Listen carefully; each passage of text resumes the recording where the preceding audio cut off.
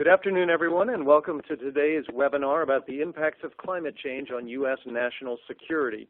I'm L.G. Holstein from Environmental Defense Fund, and I'm delighted to be your host today.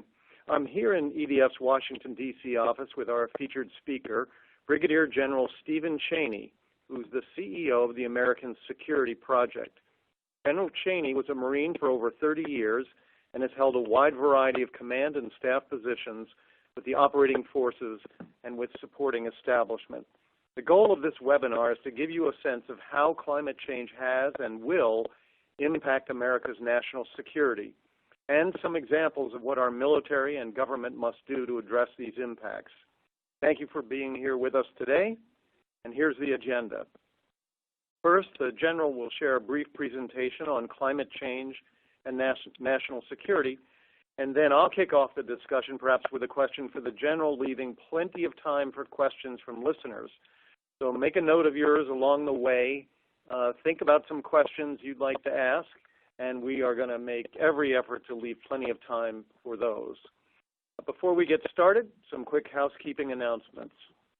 Please feel free to submit any questions directly into the chat box, which is on the right of the page. It's labeled Q&A. So look for that on your screen. Second, today's webinar is being recorded, so we'll be able to share the final recording and slides with participants by tomorrow. General, over to you. Well, LG, I'm delighted to be here, and I want to thank EDF for the work that you've done. I've done many presentations with you around the country and the world, and your work is a noble cause, and I fully support it. For those who are interested in my biography, I'm not going to repeat it for you. You can go on our website, americansecurityproject.org, and see it all there.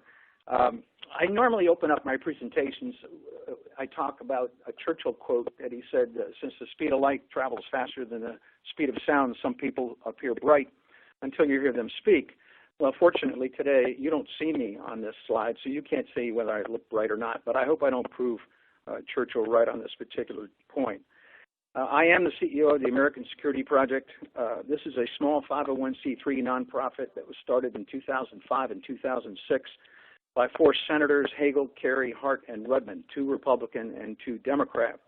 And the thought at the time was, coming off the 2004 election, that there were a number of topics that just got so politicized that you couldn't listen to the real reason that they concerned national security. We talked about nuclear proliferation, public diplomacy, terrorism, asymmetric operations, and of course, climate change. So with that in mind, we picked a board that would have 8 what we call flag officers. Most of them were 3- and 4-star generals and admirals, 2 from each service recently retired. And the thought was make them the spokespeople for this particular organization because they have no political leaning one way or the other, but they are certainly concerned about all those issues, in particular climate change, and can talk from experience from where they come all over the world, 30 and 40 years plus experience for each one, and have been there and done that, so they can speak with some authority on these specific issues. Over the years that has worked, we have a number that are still with the board. I came on the board in 2007 or so to take General Tony Zinni's place, who was a Marine who left to go into the private sector. And we've kind of held it together over these years. Now, recently, we have gotten Secretaries Hagel and Kerry back on our boards after they left Defense and State Department. So we're still very, very active and hot on this particular issue. Now, that said, I'm not here to argue the science of climate change. Our particular belief is, of course, it is happening. 97+% of climate meteorologists agree. And if you want to sit there and argue the specifics on the science, you're probably talking to the wrong guy. I think you need to go to Admiral Titley up at Penn State, who was the head meteorologist for the Navy, and he can address this issue in some level of detail. But what I do want to talk about is what's the military interest in climate change, what's the impact on national security. And it's multifaceted here. It's risk management. We know that climate change is a threat multiplier. We know it's an accelerant to instability. And I'm going to give you another of vivid examples of where climate change has impacted our security and, of course, instability worldwide.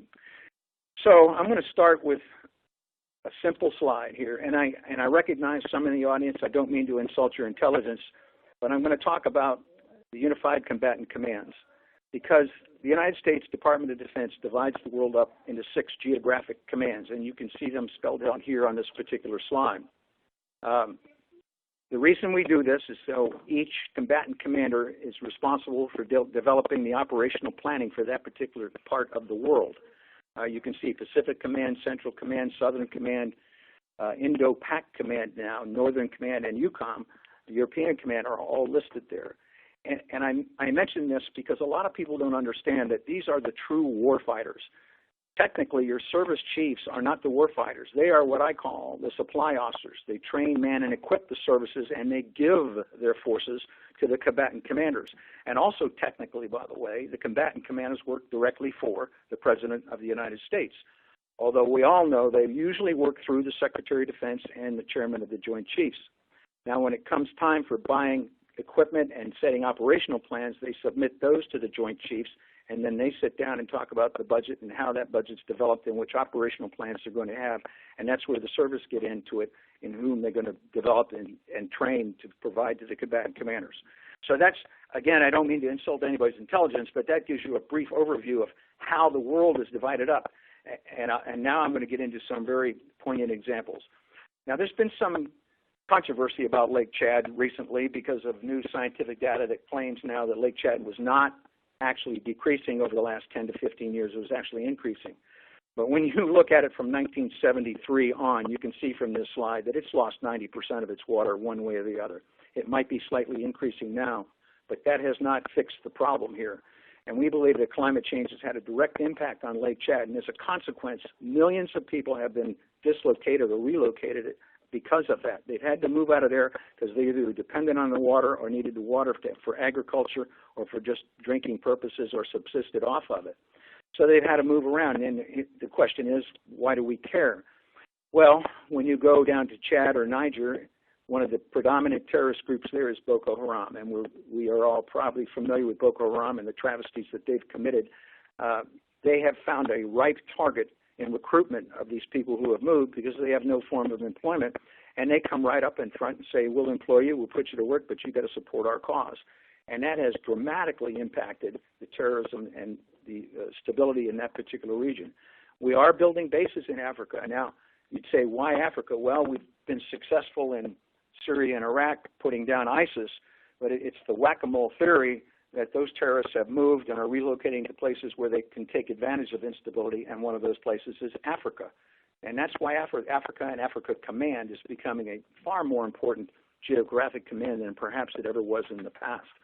So that's a good example. Now, while I'm at that, sub-Saharan Africa is heating up at an incredible rate. Some predict that it will have average temperatures of upwards of 140 degrees Fahrenheit in a couple of years.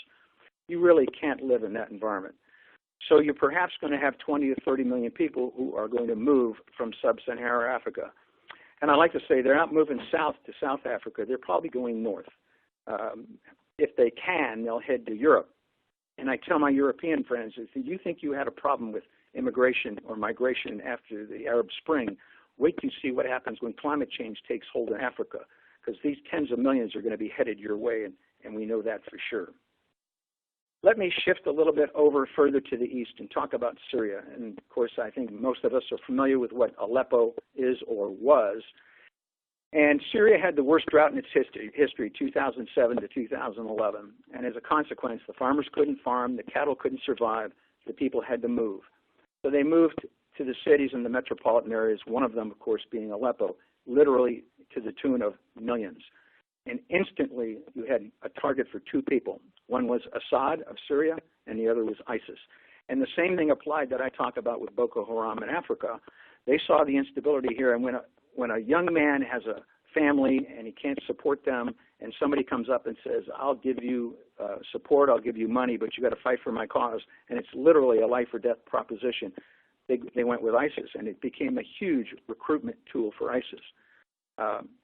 Fortunately, of course, we ended up beating ISIS and kicking them out, but nonetheless, as you may be familiar, Assad used Aleppo as a huge target. When the bread lines were formed there, he would barrel bomb them routinely. So it's another case of a peripheral side where climate change contributed to the movement and put them into Aleppo and into Syria. And let me talk about Arab Spring for a second as a whole. Now, Arab Spring wasn't caused by climate change, but the accelerant to it was the grain and wheat harvest coming out of Russia in 2010 and 2011. And due to forest fires there was an embargo, and we have tape of Putin saying he's embargoed the export of wheat from Russia and will not allow it to go to the Middle East, which it is, of course, a main staple of the diet in the Middle East. And as a consequence, all food prices rose dramatically, particularly in Egypt. So we saw Egypt, Tunisia, and somewhat Syria. It was a threat multiplier here on the economic instability to the Arab Spring, and certainly contributed to the instability in that particular area. Let me move a little bit farther to the east and talk for a second about sea level rise. The poster child for this is Bangladesh. And you can go online and see that perhaps 10 to 20% of Bangladesh's coastal waters, of coastal land, is going to go underwater in the next 20 plus years. And the estimates at one time, perhaps 3 or 4 years ago, were that maybe 3 or 4 or 5 million people would be displaced and become what I call climate refugees. But now the figure has dramatically increased to 20 to 30 million. And the sad part about it is this is somewhat baked in. They know that it's coming. They have a dual-fold problem. One, they don't know how to take care of that many people and relocate them. We know they're not going to go to India. There's a very heavily armed border between India and Bangladesh. And on the eastern side, you've got Myanmar, and it's been just the opposite. The Rohingyas have been coming into Bangladesh instead of going the other way. And if you follow the news lately, they've had tremendous monsoons in Bangladesh and India that have just contributed to this flooding problem in a much more severe way. So that's my poster child on sea level rise and migration. And now I'm going to talk catastrophic weather for a second. And I'll go to Typhoon Haiyan in the Philippines back in 2013. And this particular typhoon had the highest recorded wind of any hurricane or typhoon in history. 7,000 people were killed as a consequence. And here's the kicker for the United States. We were the #1 respondent to that catastrophic event. The Pacific Command sent 12,000 soldiers, sailors, airmen, and Marines to that humanitarian assistance effort. And you might say, well, why did we do that? Well, one, it literally was of the goodness of our heart. We are the only country that could have moved that many people in that amount of time and have done that. And Pacific Command actually practices this. And then secondly, they're an ally, and we wanted them to recognize our assistance to them. Of course, catastrophic weather is not totally caused by climate change, but we know that it's been increased dramatically in some cases by climate change, and you're seeing more frequent storms, much more intensity, and I'll cover that in the United States here in a couple of minutes. While I'm at Pacific Command, several years back, the Pacific Command commander was an admiral named Locklear, and was asked the question, what do you consider the #1 threat to national security? And among all the things he could have said China or North Korea or ISIS or terrorism. He said climate change, and some shook their heads a little bit. But when you look back at it, he recognized what happened with Haiyan. He knows what's going to happen, knew what's going to happen in Bangladesh. He knows that island bases like Diego Garcia and Midway are going underwater and will have to be relocated. And he also knows with about a 95 to 98% surety that climate change is happening and these are going to occur. If you want to put a percentage on our possibility of going to war with China and North Korea, my bet is it's a very slim number. But when he knew that this was going to occur, he knew that his command had to be prepared for it and had to plan on it. So here's a combatant commander that's developing long-range operational plans, has to write them into those plans and submit them to the Joint Chiefs, recognizing that this is going to be a problem. Diego Garcia is one of those islands I mentioned. There's a brigade's worth of marine equipment located on Diego Garcia. We don't own that island, the Brits do, but it will go underwater. So it's in the Indian Ocean. Where are we going to move Diego Garcia to? And I'm sure there are planners now that are looking at that and thinking, we have a problem. Let's move it. So that's kind of the strategic lay of the land, if you will, on what I call strategic implications of climate change and how it impacts planning long range of all our combatant commanders. Every one of them practices for catastrophic relief operations. All of them are looking 10, 20, 50 years down. And you might say, well, why do they have to look 50 years down the pike? Well, let's take the acquisition program for a major jet program or an aircraft carrier. It takes 10 to 15 years just to build one and budget for it, and then that ship will last 40 or 50 years. So you plan on where you're going to be 30, 40, 50 years from now with that particular carrier or that particular airplane. Just look at our B-52s that we're still flying that are 60 and 70 years old. That's the strategic side of this particular issue. Now let me talk what I call the tactical side, which are bases and stations. And we know that the majority of our bases and stations are going to be impacted by climate change, some far more dramatically than the others. And the poster child, of course, is Norfolk Naval Base, which is the largest naval base in the world. And they have a dual-fold problem. One, geographically, their land is sinking. And then secondly, the oceans are rising. And to further add to the problem, because of flooding, they've not been able to use that base for literally a dozen or so times a year because the sailors can't get on the base to get to the ships. And they've long recognized this problem. It's not just a problem with Norfolk. It's a problem with the whole Hampton Roads area, and they've been working very closely with the people in that area to talk about it. But here, and all the way along, I've been talking about the military's adaptation to climate change. They have to adapt to it. Now, a naval base can't be moved inland. I mean, they have to have ships, and they have to come to the base. So I'm not talking about moving Norfolk anytime soon, but for instance, we know the piers are going underwater, and they have budgeted and have raised the level of a number of piers in Norfolk. So just to give you but one example of one of our naval bases, and most of those that are on the coast are going to have some impact due to sea level rise. Tyndall Air Force Base, hit by a hurricane last year, totally wiped out the base. I think that was Michael, if I recall correctly. And at the time, it was the major F-22 training base for the Air Force. They moved that training up to Virginia. And this is but one picture of the base, just literally wiped clean off the face of the earth. And there has been talk now about allocating several $billions, that's with a B, to rebuilding that base, which perhaps they ought to think long and hard about that, given it's in the heart of Hurricane Alley. But to move to the next slide, I'll talk about Camp Lejeune and Hurricane Florence last year, when it came up through North Carolina and hit Camp Lejeune. When it hit Camp Lejeune, it was a Category 1 hurricane, and some would say it's not very powerful. It's not a Category 5. I will tell you, as the former commanding general at Parris Island, when we had a Category 5 hurricane take dead aim on Parris Island in 1999, that Hurricane Floyd that was, they predicted a 12 to 20 foot storm surge. The highest level above sea level land at Parris Island is 12 feet. So you could do the math. We were going to be 8 feet under the water.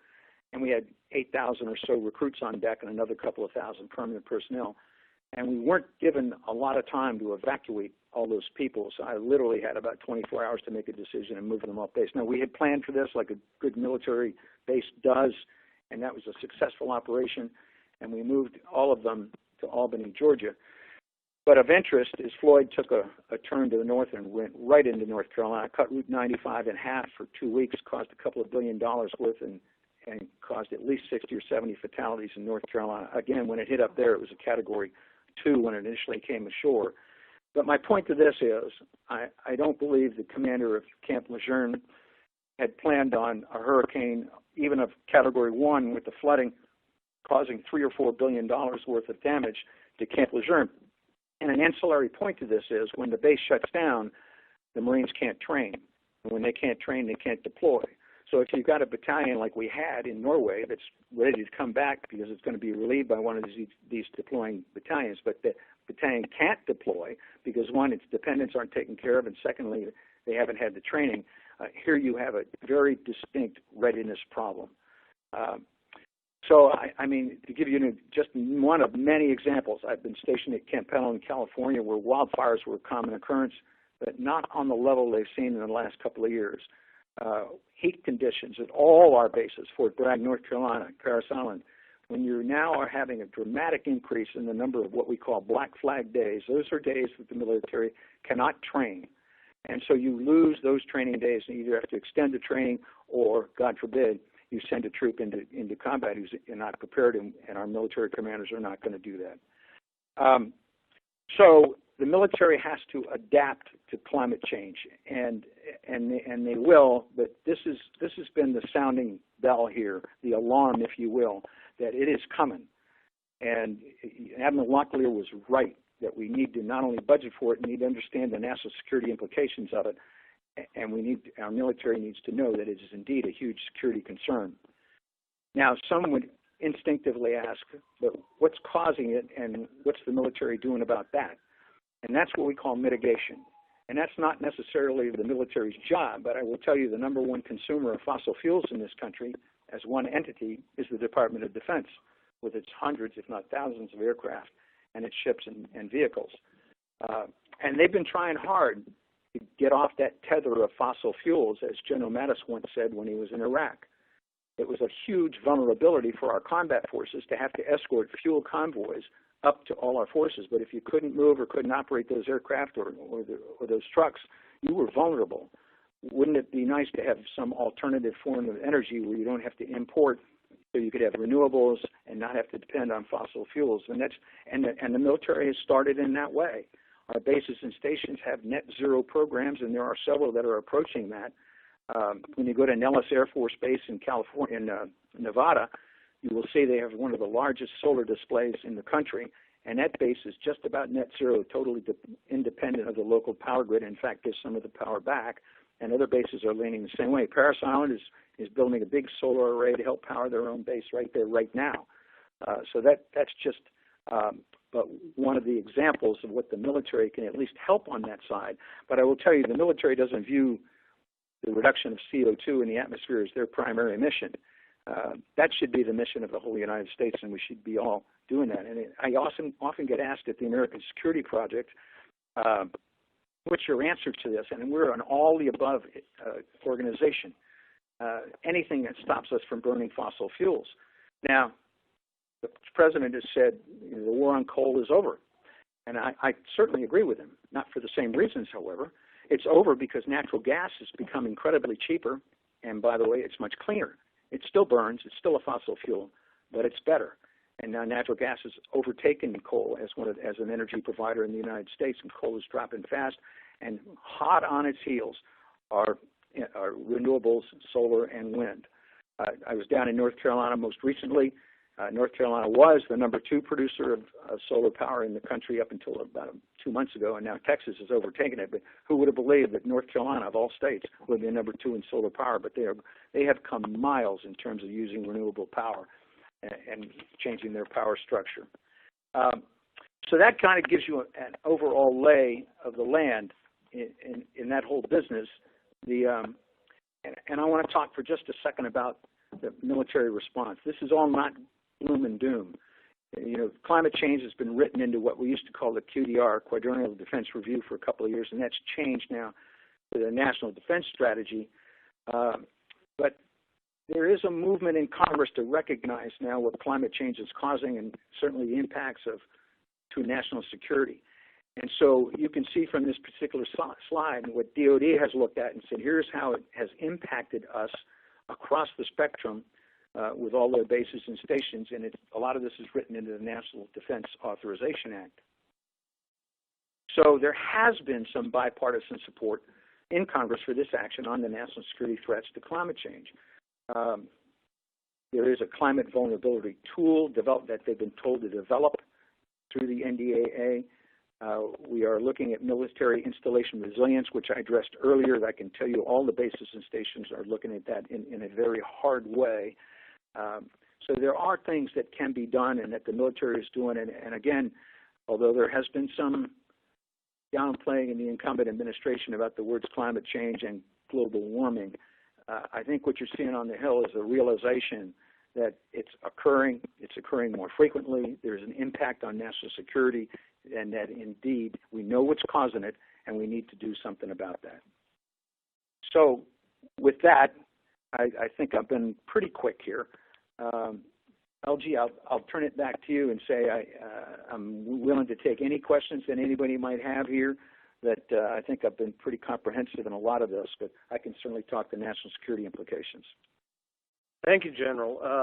We'll get to some of the many questions that are already stacking up here in just a moment. I wanted to ask you a question, however, and that is, you mentioned that the military does not regard addressing climate change, at least the reduction of CO2 as its primary mission. That's certainly understandable.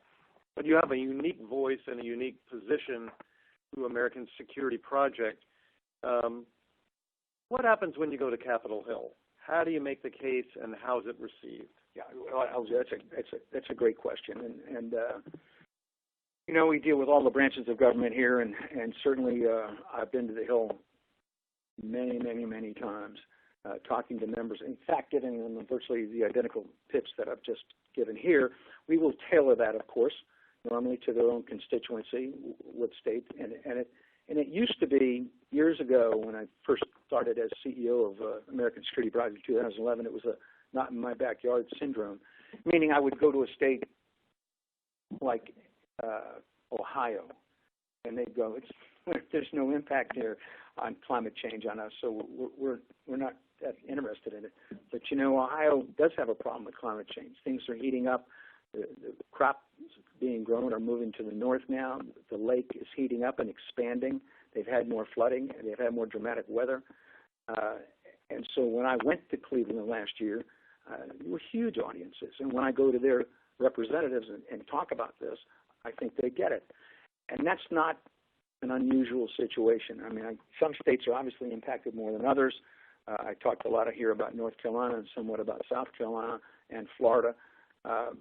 But you can go all the way around and talk about the increased heat, the increased training, and the impact it's got on the defense establishment.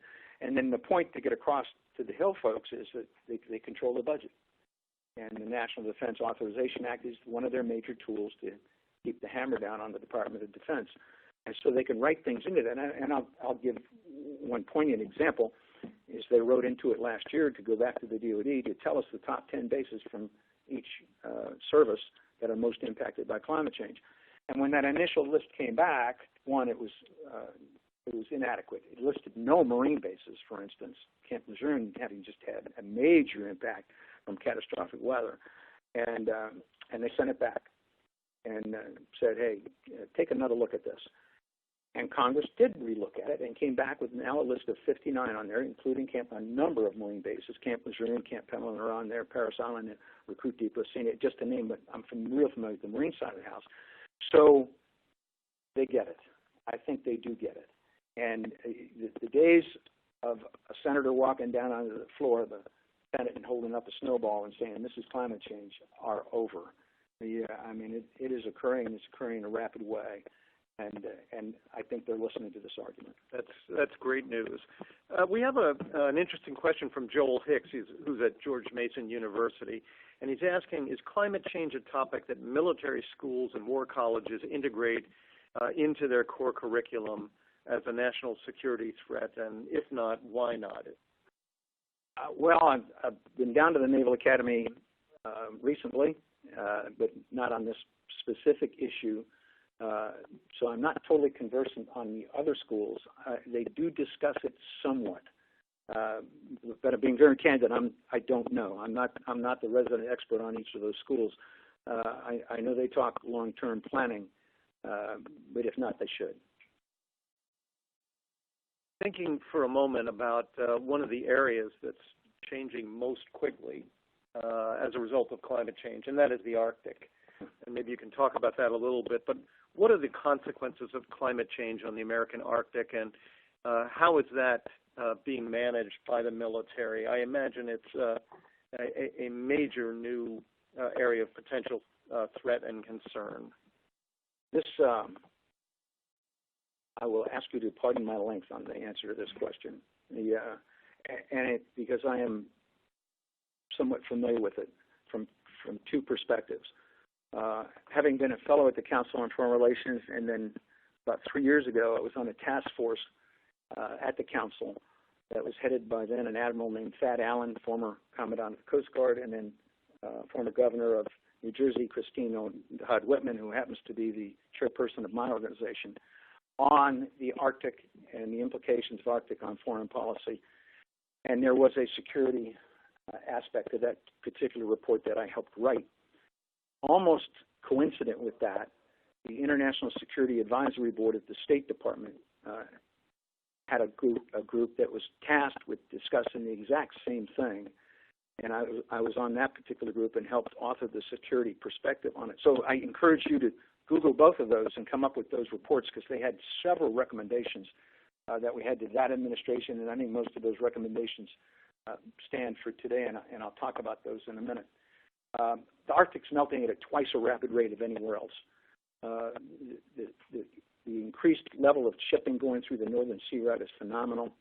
I got a brochure yesterday asking if I wanted to go on a cruise from Murmansk to Alaska, just for instance, unheard of 5 years ago.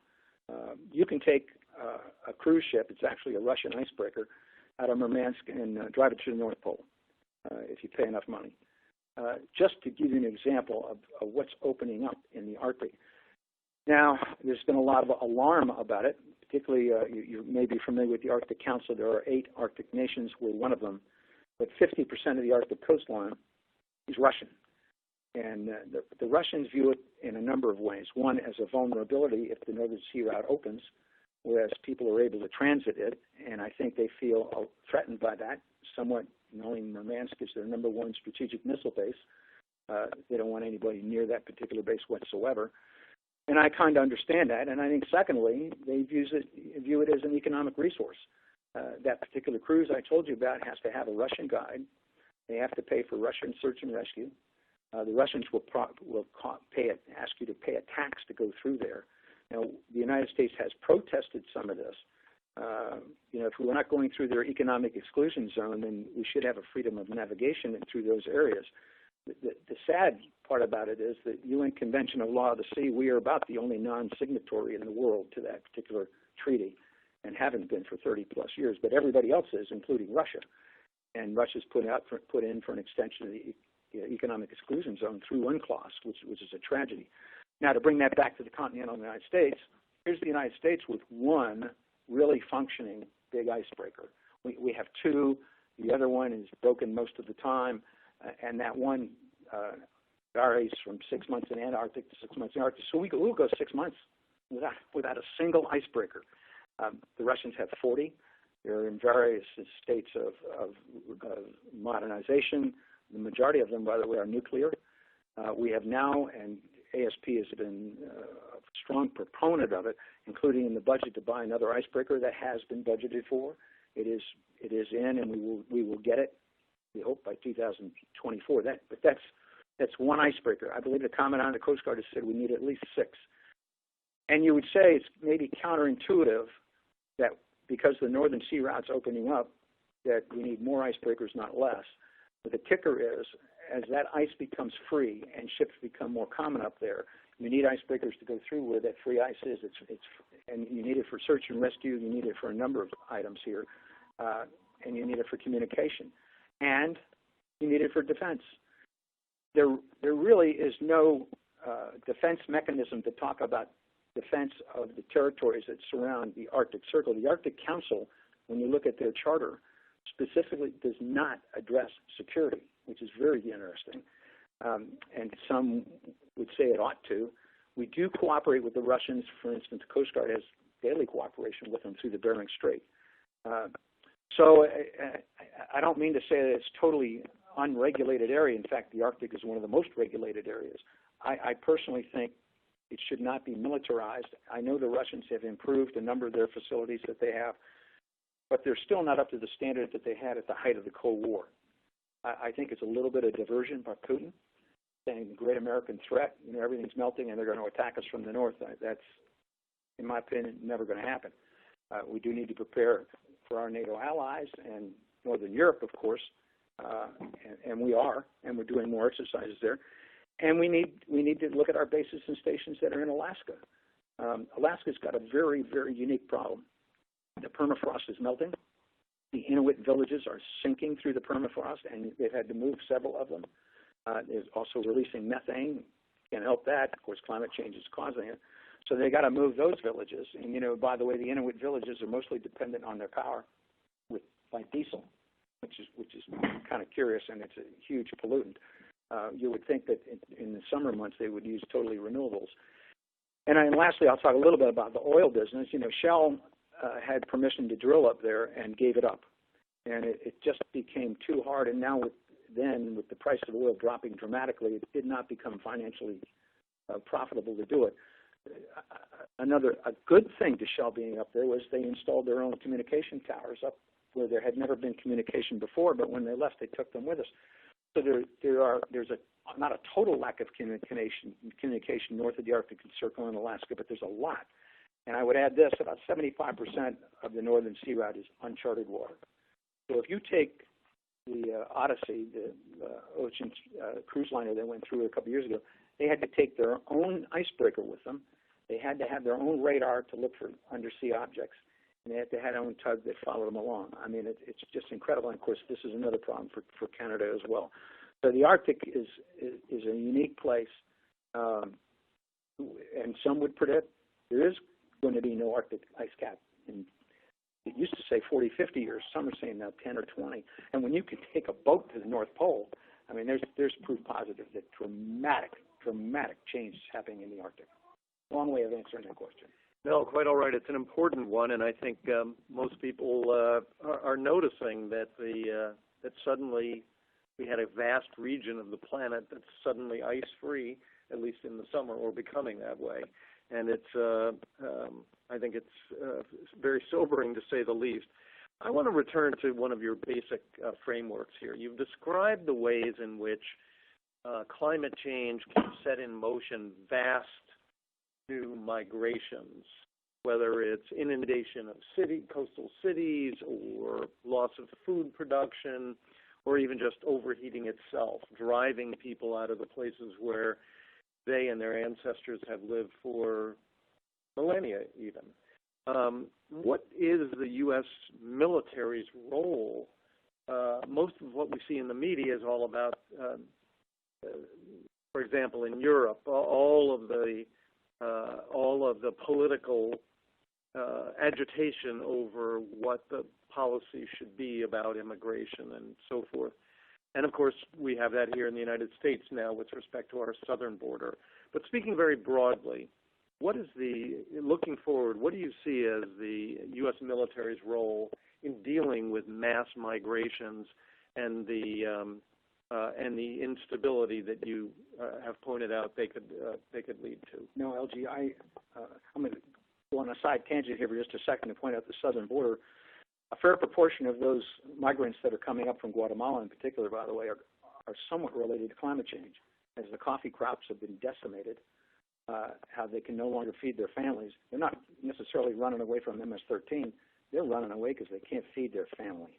And that's what brings a lot of them to the border, and we ought to recognize that and understand it for what it is. And I'm not saying we can fix the agricultural problems in Guatemala or the coffee crop, but long term, CO2 in the atmosphere is contributing to climate change, and that's causing a lot of the cause between that particular problem. In regards to migration worldwide, I mentioned when I opened up talking about Lake Chad and Boko Haram. And whenever there's massive instability on that type of level, these organizations that are plentiful, and we've seen them, Al-Qaeda, pop up all over the world, will take advantage of this. You know, one of the biggest ISIS footprints in the world is in Indonesia, and which, by the way, some might not know, it's the largest Muslim country in the world as well.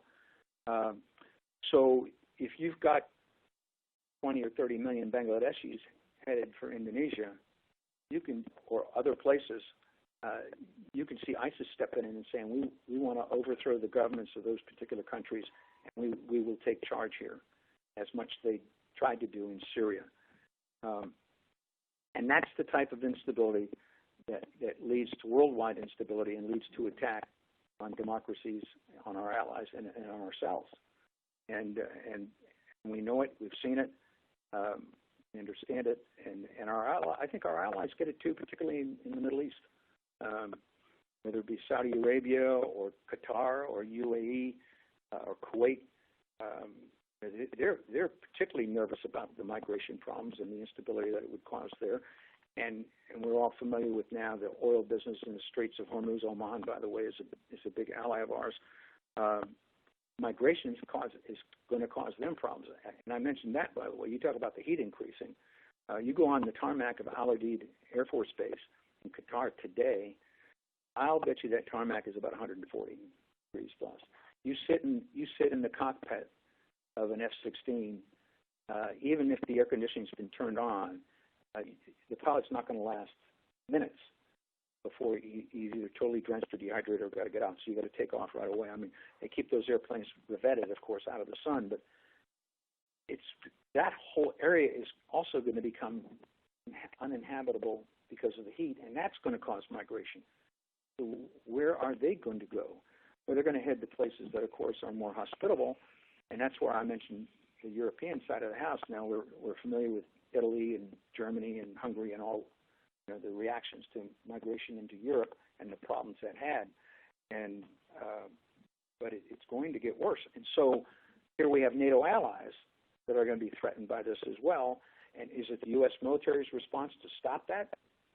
No. But are they going to have to help prepare for the security aspects of it when there are insurrections and there's terrorist organizations that are taking advantage of it? Yes. So, and they'll have to work with the militaries. But it turns into more of a political issue than it does a military-specific issue.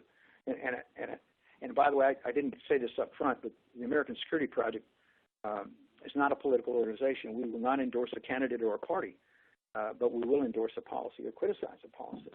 And of course, national security is our number one concern here, and that's why the military guys have stepped into this to talk about the national security repercussions of this. So, I guess to get to the cut to the chase here, the military is not going to be able to stop migration, but the consequences of it are eventually going to end up with some kind of a military solution or a military helping to mitigate that particular problem.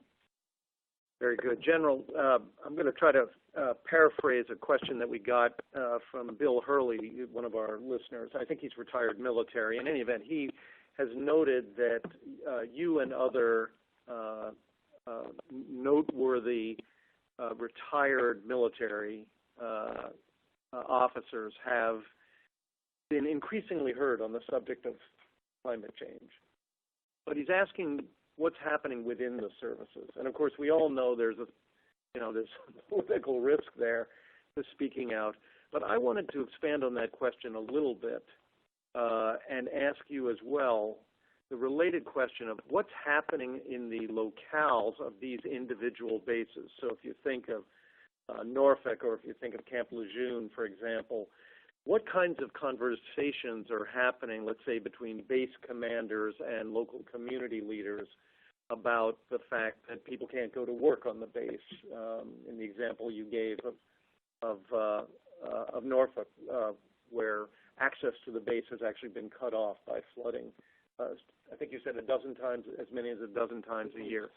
So what are your thoughts on how this conversation is taking hold down the chain, if you will? Yeah, I mean, I'm glad you brought it up, because I probably should have covered that in my pitch, and I didn't. And I'm going to take it from a different tack, and I'm going to perhaps attach this to a rank structure. And I'll phrase it this way. Your average lance corporal or corporal or second lieutenant and first lieutenant probably ain't thinking much about climate change. They're thinking more on the tactical side about learning the occupational specialty, about what's on the other side of that hill, what's the immediate threat, becoming proficient in their specialty, maybe thinking, here's the long-term impacts of climate change, but I think they're thinking far more tactically. However, let me give you one poignant example that happens to be a true one. Forward operating base in Afghanistan, up on a hill, got a armed forces or Army patrol that's up on that hill, has communications equipment and flying drones, and these all powered. So their only source of power is a generator. And so the generator is either operated by diesel fuel or batteries. Every day or every other day, they got to get a helicopter resupply to bring it in. And a young Lance Corporal says, they got things called solar power. And if we put one of these up here, we could power all our communication equipment and not have to lug these things up the hill every day. Pretty simple solution. So that's kind of on the lower end of it, maybe the way they're thinking about it. But as you mature through the ranks, you get to think more strategically. In the Marine Corps and the Army, all the services, as an 04, you go to the Command and Staff College. Then you start to think operational planning. And then as an 05 or 06, you go to what we call top-level school, the War College. Then you really broaden your horizons and talk strategically about long-term operational planning. And I mentioned all the combatant commanders. They each have a J5. They have a planning section that does nothing but plan all the time for every contingency, including climate change. And certainly the Joint Staff has a robust J5 section. And they are looking long-term on what the impacts are going to be and where the bases and stations are going to move.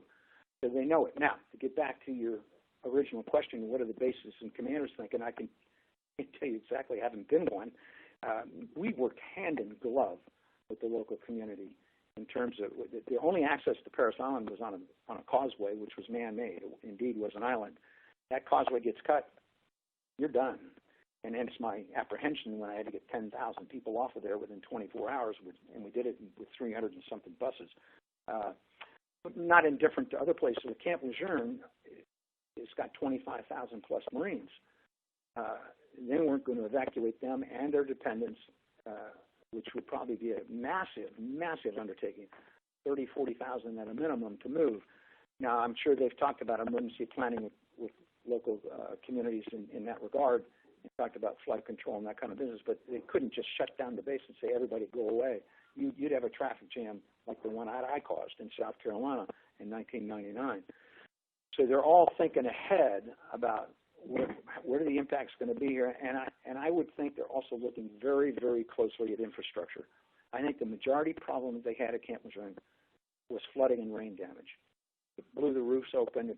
The flooding got into the buildings. Mold was created. The buildings became, hundreds of them, became uninhabitable. In fact, I toured it a couple of months back, and there were blue tarps everywhere still covering all these buildings. And it's somewhere along the line, the bases and stations have a military construction program, a MILCON we call it, that talks about renewal of buildings and that, but they can't.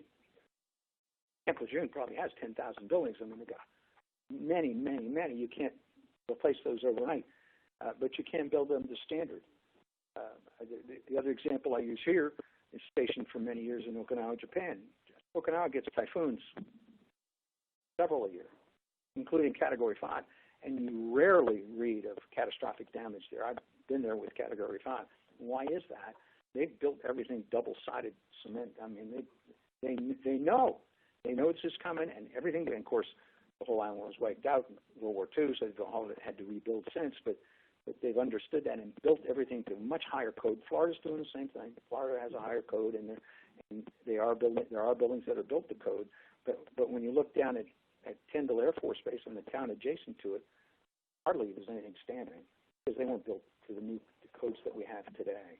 So I think bases and commanders are looking hard at that and saying we got to look at all our structures, especially in terms of those more vulnerable to catastrophic weather, and recognize they have to build them to adapt.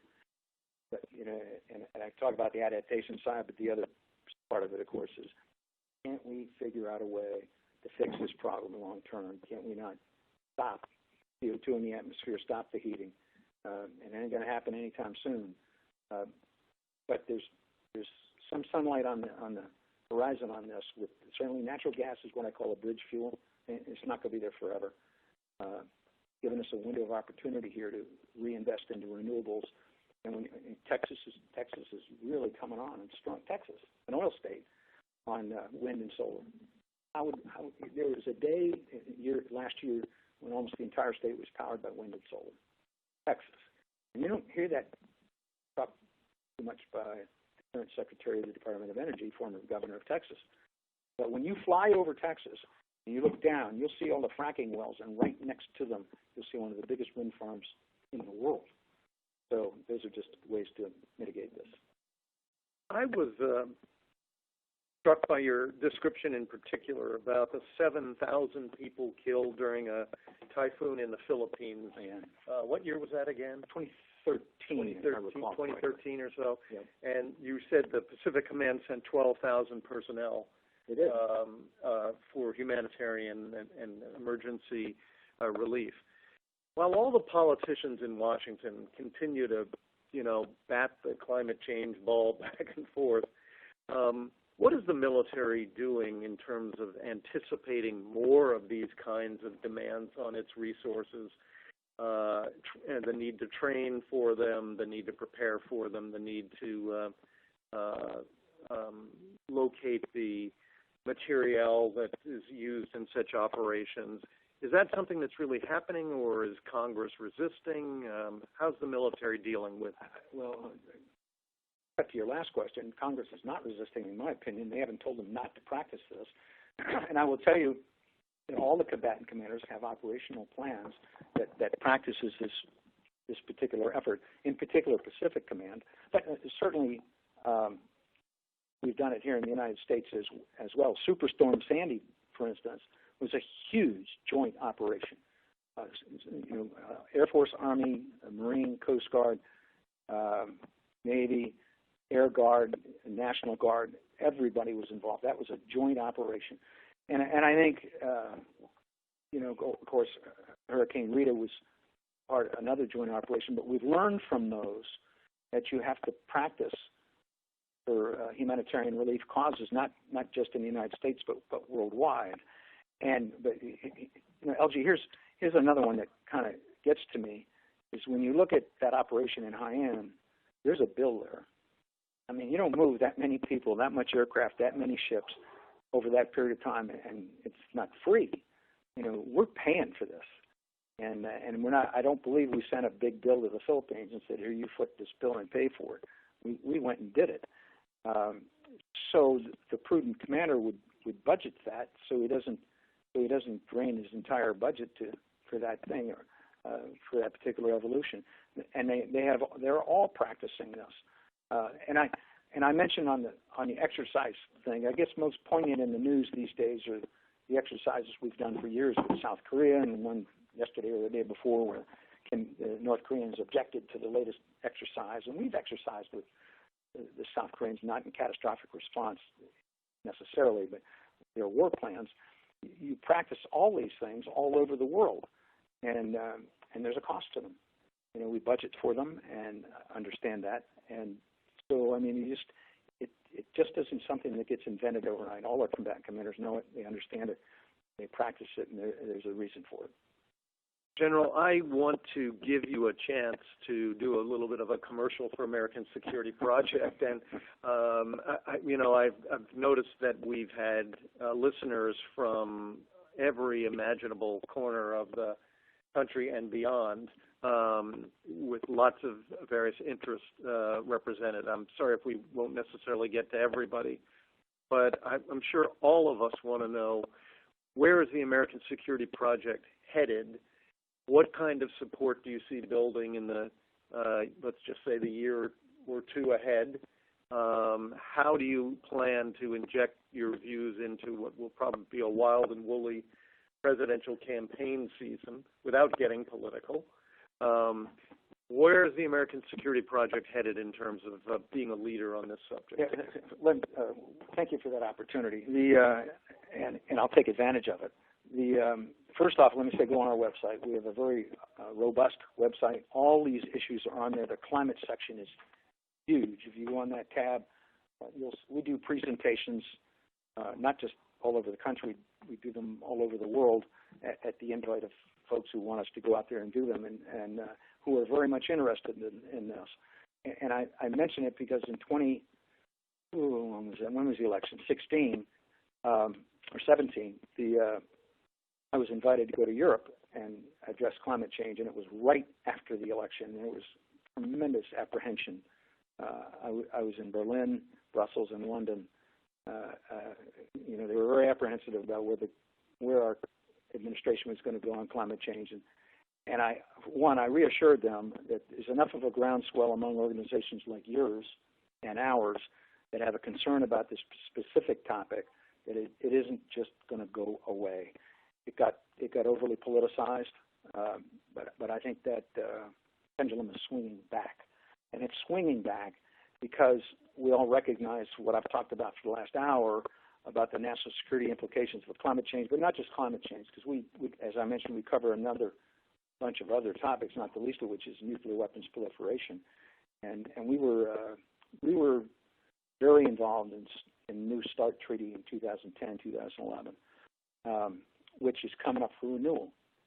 And our opinion is here limiting, and I'm getting aside from climate change, but limiting deployed tactical nuclear weapons to 1,000, limiting nuclear weapons that are deployed to 1,550 per Russia and us, we thought was a dramatic move when we used to have literally thousands more, up to 5,000 each. And so that was a dramatic move back to that particular number, and it's worked. We have an inspection regime with Russia, and they come here and see ours, and we go and see theirs. If that expires, then you lose that cap. You lose that ability. And another example, we're all familiar, of course, with Hiroshima and Nagasaki, but these are weapons that have hundreds of times more lethality than those two. When you have 1,000 plus of them, I mean, it's almost inconceivable that we would ever need that many weapons. But nonetheless, we might let that particular treaty expire, which just makes absolutely no sense to us. So ASP is going to carry the banner on climate change forever, as far as I'm concerned. And until we see the end of CO2 being emitted in the atmosphere, and there are ways to mitigate that, and we're pro that, and we're working on that. And there are other ways to not burn fossil fuels, and so we will carry that banner and work that hard. We don't take any U.S. government money. We work grants. We take funding from grant institutions, private investors. We have a corporate program. And hey, I'm not like a congressman who won't take oil money. If Chevron or Mobil want to give us money, sure, we'll take it. And you've partnered with us, an Environmental Defense Fund, because you can reach audiences we can't. Sure. We can reach audiences that are our constituency, if you will, to have a shared message on this. I want to ask you one follow-up question. We have about 2.5 minutes left. The follow-up question is, I should have asked it much earlier, and that is, when you make those overseas trips you just alluded to, and you meet with current or former military leaders, is this a topic of conversation? Is this on their radar screens? Yeah. And should we expect the good work that American Security Project is doing to be replicated by those military leaders in their countries? The short answer is yes. There's another ancillary organization called the Global Military Advisory Council on Climate Change, GMAC for short. You can Google it. And the intent of its founding, where people in Europe founded it, was to take 2 flag officers recently retired from every country, talk just this specific issue. It's become very Europe-centric. We have all members from almost every EU country, but we got members from India, Bangladesh, Pakistan, and others that have the same interest that we do in this specific issue. The military guys do. And, of course, a lot of them have felt the impacts far more than we have, like Bangladesh for sure. Major General Muni Razaman is one of my best friends, retired out of Bangladesh, has carried this banner in Bangladesh for decades plus. So, yes, but I think there's a somewhat of a feeling among them that this isn't exactly high on the priority list in the United States, as it is perhaps more so in some of those countries. Maybe not. When I look at our response to humanitarian response to catastrophic weather, those countries they just can't do what we do. Mm-hmm. They don't have the assets. They don't have the ability. So I kind of throw that at them and say, look at what we've done here, and look at what we're doing in terms of certainly renewable energy too. So, but to cut to the chase is, yes, there's a big concern among them, particularly the ones I went to, which were Germany, Brussels, and Germany, Belgium, and England. General, thank you so much for joining us today. I think it's been a fascinating discussion, and I want to thank everyone who has been listening and who have sent in questions. I'm sorry if we didn't get to every single question, but I think we've covered a lot of terrain here today. Our guest today has been General Stephen Cheney, CEO of the American Security Project. General, keep up the great work. LG, thank you very much. Thanks to EDF. You guys do great work. Thank you. And a reminder that tomorrow we will have the slides and a transcript of this conversation available for folks. So thank you for joining us again.